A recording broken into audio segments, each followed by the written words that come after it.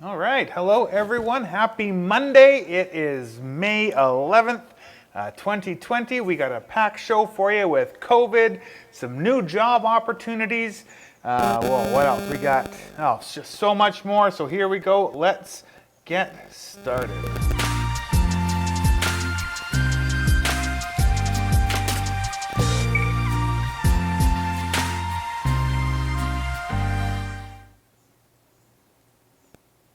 Okay, so we're going to burn through the weekend's numbers really quick, and then we're going to listen in on Dr. Bonnie Henry's update once she gets going here, which should be any second now. Over the weekend on May 8th, we had 29 new cases with 1 new death. On May 9th, we had 15 new cases with 2 new deaths. We don't currently have an update for May 10th, which Dr. Bonnie Henry will be talking about today. And here we go. So let's just listen in. We'll just listen to the first little bit, and then we will get going on the rest of the show. Our COVID-19 briefing for today. I want to say how honored we are to be on the territory of the Lekwungen-speaking people, the Songhees, and the Esquimalt First Nations. And with that, I'd like to introduce Dr. Henry. Thank you, and good afternoon. This is our update on COVID-19 here in British Columbia for the 2 periods of Saturday to Sunday and then yesterday through midday today. So between May 9th and 10th, we had 9 new cases who tested positive for COVID-19 here in British Columbia, and between yesterday and today, an additional 14 new people who've tested positive.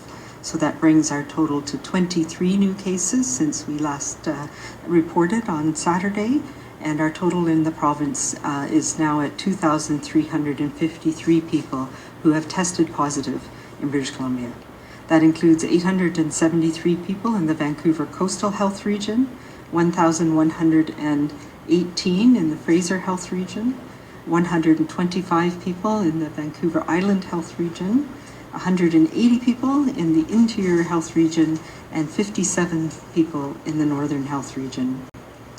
We currently have 19 active outbreaks in long-term care, assisted living, or acute care, with an additional 8 cases in that area, bringing our total there to 291 residents who are affected and 184 staff.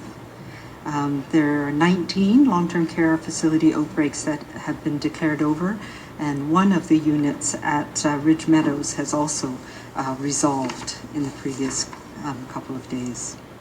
We have no new community outbreaks, and on a very positive notes, the outbreak that we had in a number of temporary foreign workers who were at the Bylands Nursery in West Kelowna have now all recovered, and there are no new cases, and that outbreak is officially declared over as of today. So that is excellent news. We know how much we depend on the temporary foreign workers who come into British Columbia to support our agriculture sector, and that their health and the health of our communities is paramount. And I want to really give a note of thanks to Interior Health, who spent a lot of time supporting this outbreak, and also to the community in West Kelowna, who stepped up to support the workers and the nursery through this really challenging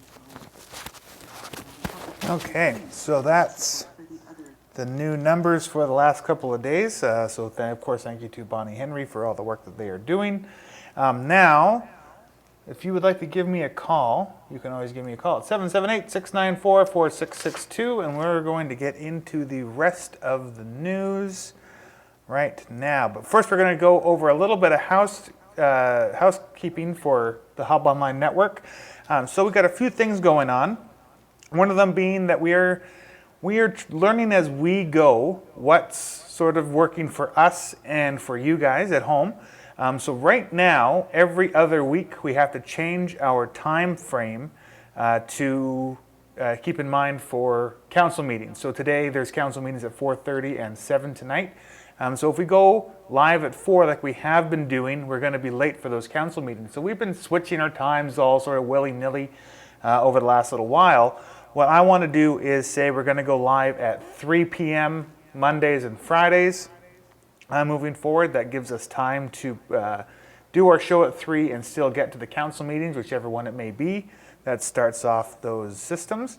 And then on Fridays at 3, and now last week we had to go live on Thursday. I've been having lots of doctor's appointments down at the coast.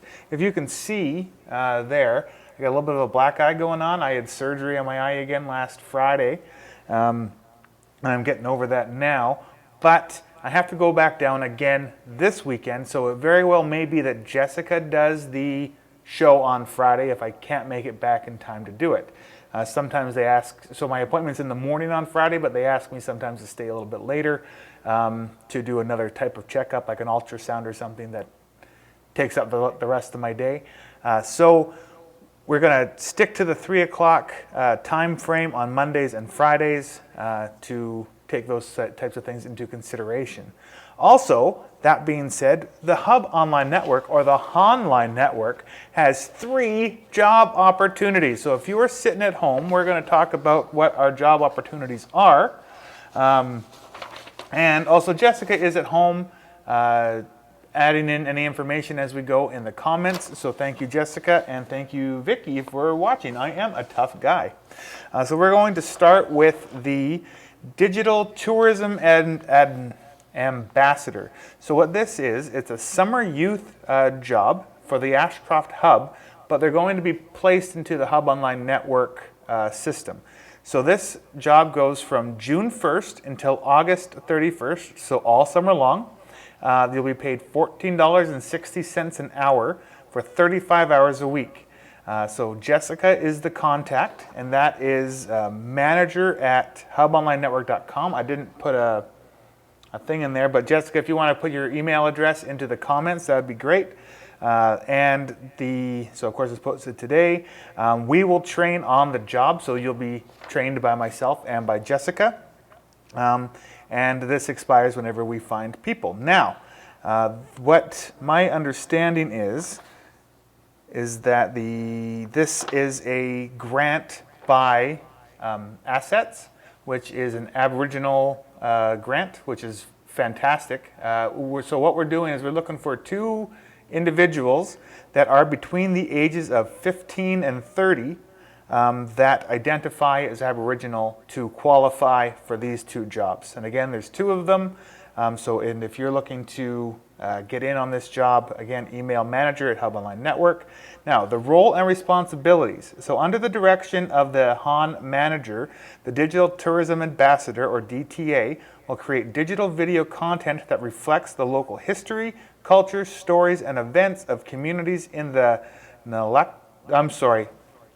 I cannot pronounce that. So what I'm hoping is, Secwepemc, yes, and the I don't even want to try. I'm going to butcher it, and that would make me feel bad. The DTA will be an ambassador for those groups of people and will collect feedback to inform appropriate video content creation and distribution. And I'll hopefully be able to get to learn how to pronounce some of these names. So qualifications and education requirements. So good understanding of technology and social media is an asset. High degree of self-motivation and proven ability to generate story ideas. Ability to establish an appropriate rapport with sources. Ability to work with a team. Strong organizational and time management skills, ensuring that deadlines are always met. Have a keen interest in local community events and issues. Willingness to work evenings and weekends when necessary. So if you can go and look at our stuff from last year, there's things that happen all summer long, on weekends, evenings, all sorts of stuff, different time periods. Now this summer might be a little bit different, but as events and things happen, we would like to cover that. So those would be things that would be covered under this. Must be physically able to manage equipment and work in a variety of environments. Complete a satisfactory criminal record check if you're over 19. Qualify under assets, so must be 15 to 30 and identify as Indigenous ancestry and speak fluent English. Preferred skills, the DTA should have excellent people skills. They should be able to work independently with minimal supervision, the ability to lead teams, a demonstrated ability to plan a project and see it through to completion. Valid driver's license is an asset. Priority will be given to those with experience working in the field of video production and or leading programs for local communities. Additional notes. Applicants will be contacted only if they are called for an interview. The Hub maintains a work environment in compliance with WCB standards, including COVID-19 requirements, and the Ashcroft Hub Society and the Hub Online Network are advocates for equity and is committed to ensuring representation in its community. So that is for the assets job posting. Again, we're looking for 2 people that identify as Indigenous and between the ages of 15 and 30. Now, the other job that we have is full-time, so 35 hours a week, as a video producer, working at the Ashcroft Hub for $18 an hour. And you'll, of course, get trained on the job. Also send your resume into manager@hubonlinenetwork.com. And it's a little bit different description and qualification. So I'm going to read this out as well. So the Hub Online Network, or HON, is a project of the Ashcroft Hub Society and is looking for an enthusiastic, community-minded person to fill the position of video producer. This position is funded by COVID-19 relief dollars via the province of BC. The goal of the Hub Online Network, or HON, is to connect and promote our communities by providing local, relevant information, entertainment, and resources.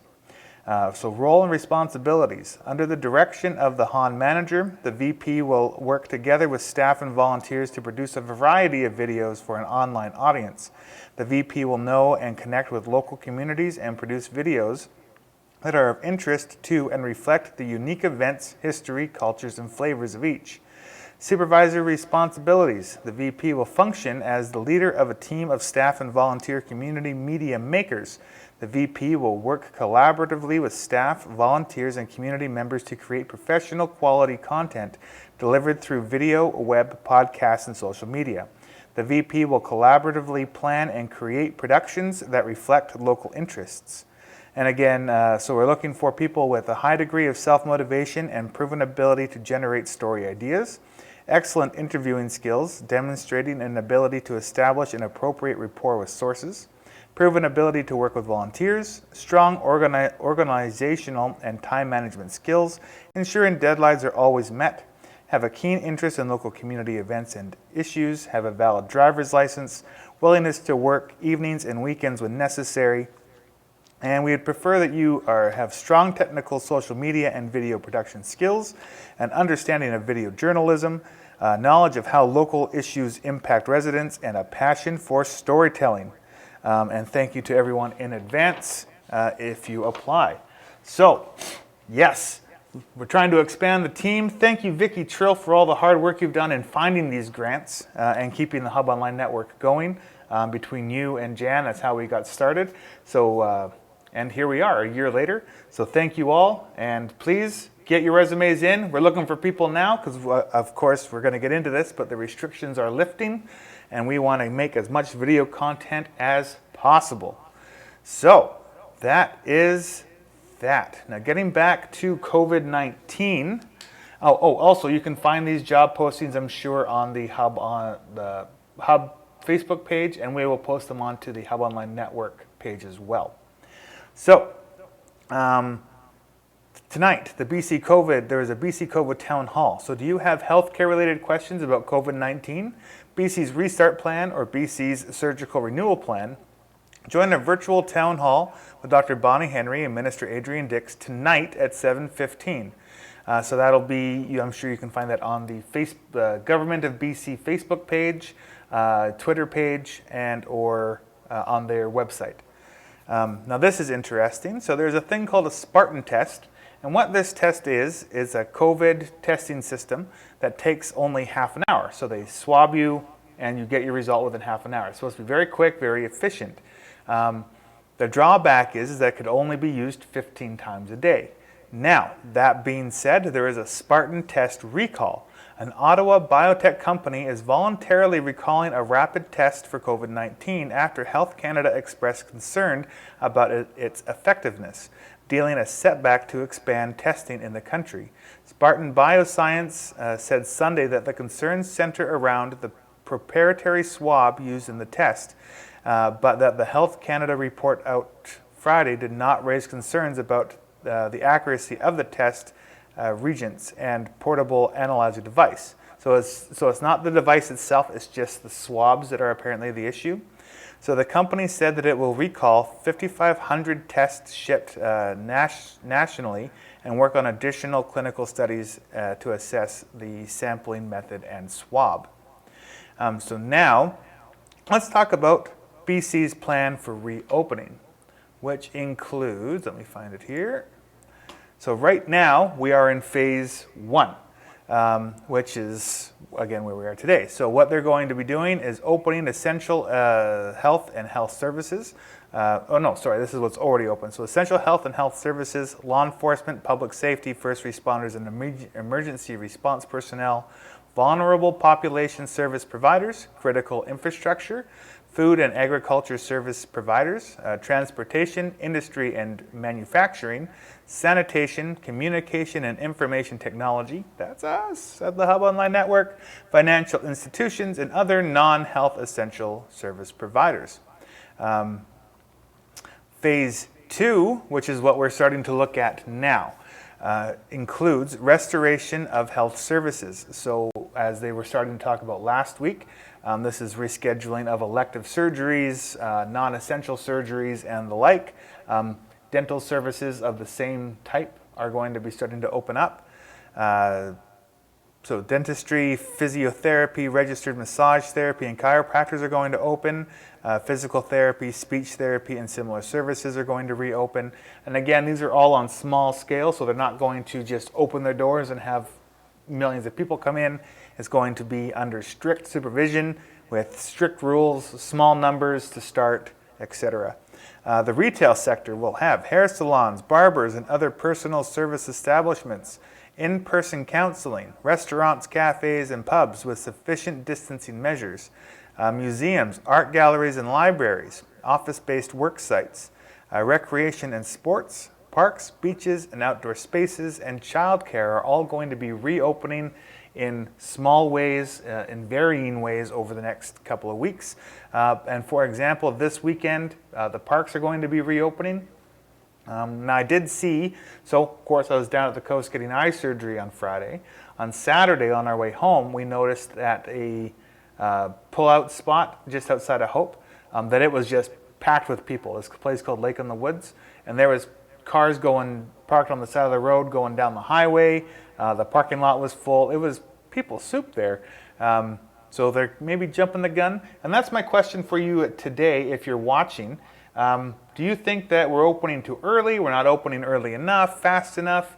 Let us know in the comments, or please email us at hon@ashcrofthub.com. We'd love to hear your opinion about what you think in regards to how we are opening up the province. And so all of those things will be opening in mid-May, and I'll talk about this again on Friday just as a refresher. Now, phase 3, if transmission rates remain low or in decline under enhanced protocols, hotels and resorts will be opening up in June. Parks, broader reopening, including some overnight camping, will be in June. So the parks that are opening up now are not campsites, it's just provincial parks. It doesn't specify whether the bathrooms will be open in those provincial parks, but in June, campsites. So broader reopening, including some overnight camping. The film industry is apparently going to be beginning with domestic productions in June and July. Select entertainment, movies, and symphony will not, but not large concerts, will be in July. And post-secondary education with mix of online and in-class courses will start in September. K-12 education with only a partial return this school year will start in September 2020. So that being said, K-12, they are looking at ways to bring kids back starting now on a voluntary basis. But they are going to look at a more permanent structure in September.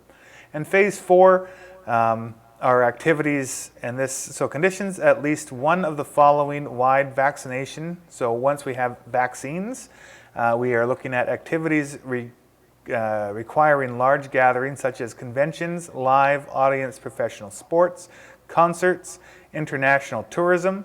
The timing of a safe start of nightclubs, casinos, and bars is more complicated, is a more complicated consideration. As with other sectors, industry associations will be expected to develop safe operations plans for review that are in keeping with the public health and safety guidelines as well as at Work BC. So again, what you're going to have to do if you're one of these businesses is provide a plan as to how you're going to keep things clean, keep people safe, how many people you're going to let into the business. And then, and only then, will you be allowed to open your doors on this phase 1, phase 2, phase 3, phase 4 basis. So that is what we are looking at in terms of our slow reopen in BC. Now that being said, there is a story out there about Major League Baseball. So Major League Baseball owners gave the go-ahead Monday to making a proposal to the Players Union that could lead to the coronavirus delayed season starting around the 4th of July weekend in ballparks without fans. A plan that envisioned expanding the designated hitter to the National League for 2020. So they're talking about opening up baseball with no people in the arena on the July 4th weekend. So spring training would start in early to mid-June. A person familiar with the decision told the Associated Press. The person spoke on condition of anonymity because details of the plan were not announced. So the Major League Baseball officials are slated to make a presentation to the union on Tuesday. An agreement with the Players Association is needed and talks are expected to be difficult, especially over a proposal of over a revenue split that would be unprecedented for baseball. So if you're a baseball fan, maybe that's some good news. Sorry, I'm reading a message here from Vicky Trill. We are waiting to hear from Interior Health whether community centers, fitness centers can open in June. Yeah, so that would affect, of course, the hub in many different ways. So hopefully the current health order expires May 30th. Oh, well, that's interesting. So right now the hub is potentially looking at a June open. I'm not saying that that's the case. Maybe we can do a interview with Vicky Trill about what's going on over the next couple of days and play that on our Friday show. That would be great. Keep that in mind, Vicky, and we will get in touch with you after the show here. So, this is interesting. In Cache Creek, there will be a drive-in movie. So May 21st, 2020, we are excited to be hosting a drive-in movie. Just a little way to say thank you from all of the for all of the community amazing support. Let's remember, we have to follow the social distancing guidelines and stay in our vehicles. I wish that there was a way that I could make sure everyone is able to attend. Please book your tickets ASAP. We have less space than usual due to COVID. Please use the washroom before you come and get your tickets at, Jessica, if you can find this is from Kevin Scharfenberg. He's hosting this event. If you can find his Facebook page and add that to the comments, that would be great. That sounds like a lot of fun. They're playing Jumanji, the next level. So that's a social gathering with physical distancing. And again, that's May 21st, my birthday, in Cache Creek. So what I'm wanting to do in all of the shows moving forward, how do you book tickets? Vicky's asking. You can get the tickets at www.tnrdhomes.com/drive-in-movie. Again, that's www.tnrdhomes.com/drive-in-movie. And again, Jessica has now put the link in the comments of this video. So, as I was saying, what I would like to do, so we're moving on from COVID now. So I want to share what our MLA and our MP for our area are sharing off of their Twitter feed. I tried to do this last week, but I had an issue with the volume on the computer, so I couldn't share Brad Viss's. But the last tweet that MLA Jackie Taggart shared, because she doesn't really tweet too much herself, she says that this week is not only #Museums Week, but also #National Nurses Week. So tomorrow, let's join together as Canadians to celebrate nursing hero Florence Nightingale on her 200th birthday by shining a light in your window or participating in the 7 p.m. Clap for Carers. So that's interesting. So happy National Nurses Week and happy National Museums Week. Florence Nightingale is 200. That's fantastic. So thank you, Jackie Taggart, for sharing that. Now, MP Brad Viss has a statement, and so I'm going to read certain excerpts from the statement, and it says, and this is with his specific letterhead. So the Honourable Pierre Poilievre, Conservative Shadow Minister for Finance, and the Honourable Michelle Rempel-Gardner, Conservative Shadow Minister for Industry and Economic Development, today responded to the government's Large Employer Emergency Financing Facility, or the LEAFF, announcement. Of the limited details that were released, there are some concerning red flags. For example, Minister Baines stated that Industry Canada will be reviewing applications as opposed to the Canada Emergency Business Account, which is overseen through arm's length groups like BDC and EDC. I don't know what those acronyms stand for. This opens the door for political interference for the Liberals to pick and choose winners and losers. It has been 47 days since the Finance Minister promised help for oil and gas within hours or days, yet neither the Industry Minister nor the Finance Minister would clarify this morning if more support would be announced. So that sounds fairly interesting. Of course, our MP happens to be Conservative. So if you would like to know more about what he is talking about, you can find him on Twitter or on Facebook, and you can find this story expanded based off of the letter that he has shared.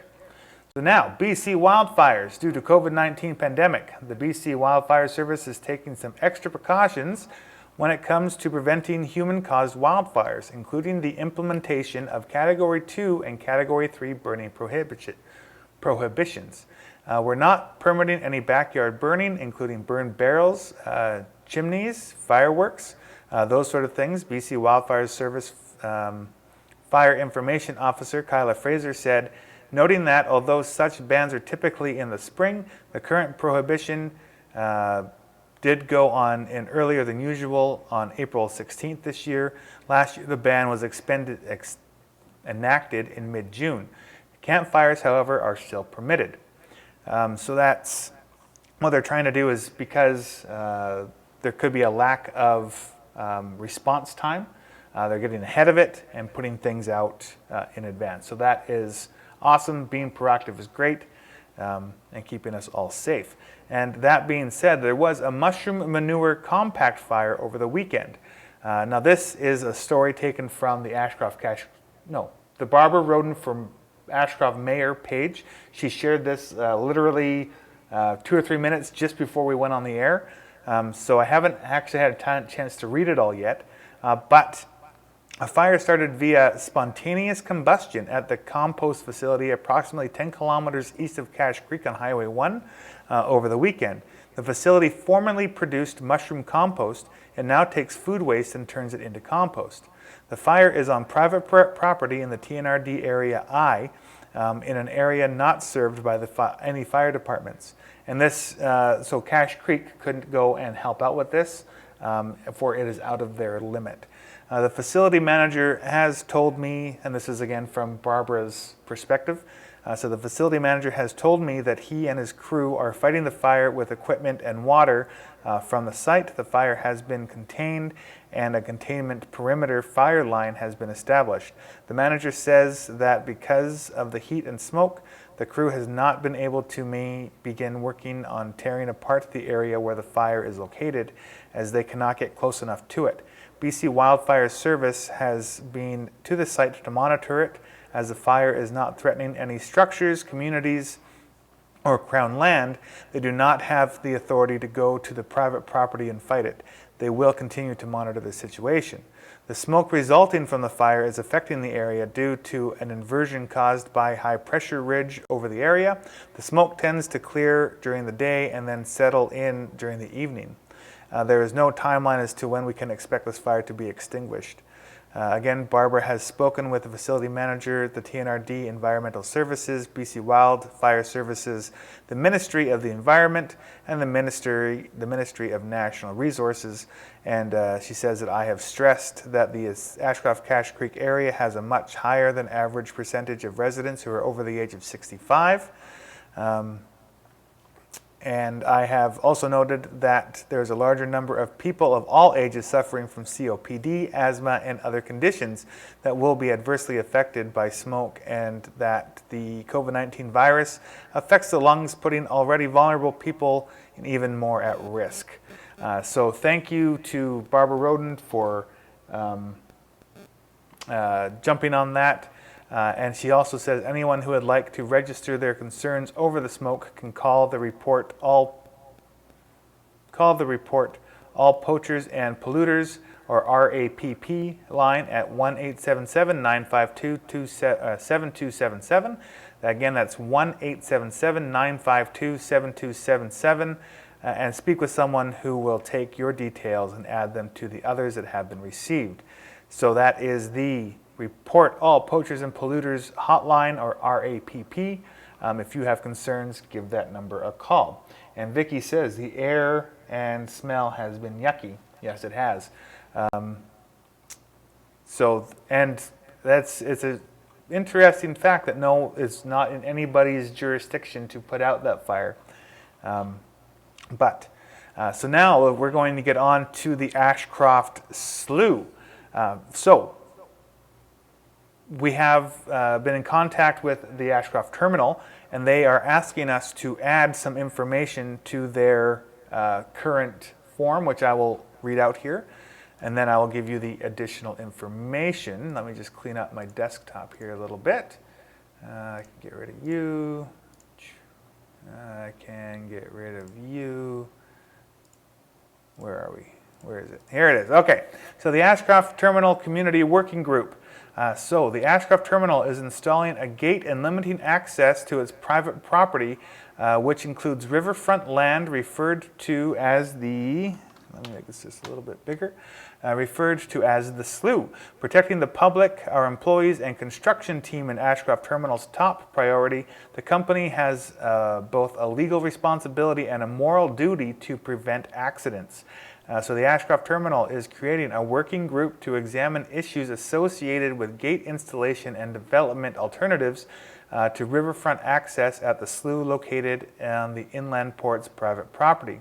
The working group will consist of 10 members, including a representative of the Village of Cache Creek Council, the Ashcroft Council, a member from the Bonaparte Indian Band, a member of the Ashcroft Indian Band, 3 members at large from the community, and 3 representatives from the Ashcroft Terminal. The working group will be co-chaired by members of the Ashcroft Terminal's management team and an Ashcroft community member. Ashcroft Terminal will provide a facilitator for the meetings. The purpose of the working group is to identify potential issues associated with restricted access, generate ideas about alternatives to riverfront access to Ashcroft Terminal private property, share information with the wider communities about the alternatives. The terms of reference for the working group are: the working group is an advisory and not decisionary making body. Members of the working group identify issues and brainstorm potential solutions. Members of the working group remain open to all solutions. Members of the working group help communicate potential options to the wider community. Members of the community at large are welcome to apply to be a member of the working group and must meet the following eligibility criteria: have their primary residence in the Village of Ashcroft or Cache Creek jurisdiction, or be registered member of the Bonaparte or Ashcroft Indian Bands, have prepared a brief statement on their interest in the topic and how they could make a contribution to the working group, have an ability to attend working group meetings which, due to COVID-19, are planning to take place virtually online. The working group meetings will be scheduled twice per month for approximately 3 months at various times of the day or evening to meet working group members' availability. There is no compensation for attendance at working group meetings. If interested in participating on the working group, please submit a brief statement of interest that describes why you are interested in participating and the contribution you believe you can make. Please submit your statement as of 2 days ago. So that is the statement that they made, and what they would like us to add to that is that the objective of the community working group is to identify issues and explore alternatives to riverfront access in areas other than the slough. We really need to ensure the public is not mixing with an active construction and industrial site, and limiting access is the best way to do that. So that is the 2 pieces of new information that we have from the Ashcroft Terminal. If you are one of those people that is on that working group, that is awesome. We tried. They did ask us not to take part yet, but they will be providing us with statements as things move forward. Now I want to talk about the, let me find it here, boom. So I'll get rid of my number. Sorry, it's a little bit of a, there we go. So, COVID-19, do you need help? So if you are at home right now, if you need food, supplies delivered to your door, if you are at home by yourself and you are lonely and you need someone to chat with, you can call this number. If you need your mail picked up, if you need your pharmaceuticals picked up, if you need spiritual support, call 250-457-3422. This is the Ashcroft Cache Creek Helpline. And if you would like more information about what's going on around town, you can get a hold of the Ash Cache Clinton COVID-19 Community Info Board on Facebook. There's lots of really great people working on this project, and they've been getting a few phone calls here and there. So to everyone involved, thank you so much for what you've been doing. To the Equality Project, who is open Mondays, Tuesdays, and Wednesdays, thank you very much. The Elizabeth Fry Society and the Food Bank is doing a great job. Soups On is still doing their thing, so that's awesome. There's been lots of support for people in this time, and so I wanted to say thank you to everyone that is involved in that kind of thing. Thank you to the doctors and, of course, all of our frontline workers at the grocery store and that kind of thing. You guys are rocking it. That's really all I have for today. So we will be back on Friday at 3 in the afternoon. If it's not me, it will be Jessica. And thank you all for watching. Please like, share this video. Tell your friends about us. Let's get the word out. And yeah, if you are looking for a job, we have 3 positions open up. So send in your resume and let's see if we can't get you hooked up at the Hub Online Network. Thank you so much for watching. Have yourselves a great rest of your week until Friday, and we will see you then.